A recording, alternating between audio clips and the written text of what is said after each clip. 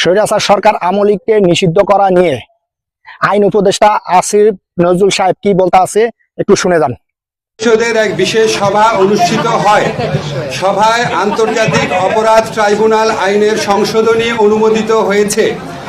সংশোধনী অনুযায়ী আন্তর্জাতিক অপরাধ ট্রাইব্যুনাল কোনো রাজনৈতিক দল, তার অঙ্গ সংগঠন বা সমর্থক গোষ্ঠীকে শাস্তি দিতে পারবে।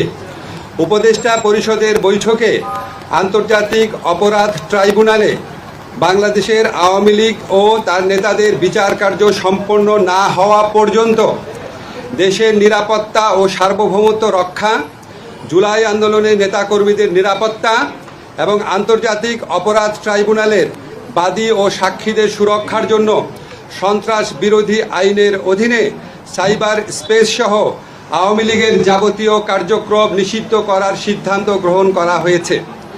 এ বিষয়ে প্রয়োজনীয় পরিপত্র পরবর্তী কর্মদিবসে জারি করা হবে। এর পাশাপাশি আজকের উপদেষ্টা পরিষদের বৈঠকে জুলাই ঘোষণাপত্র আগামী 30 কার্যদিবসের মধ্যে চূড়ান্ত করে প্রকাশ করার সিদ্ধান্ত গৃহীত হয়েছে। ধন্যবাদ।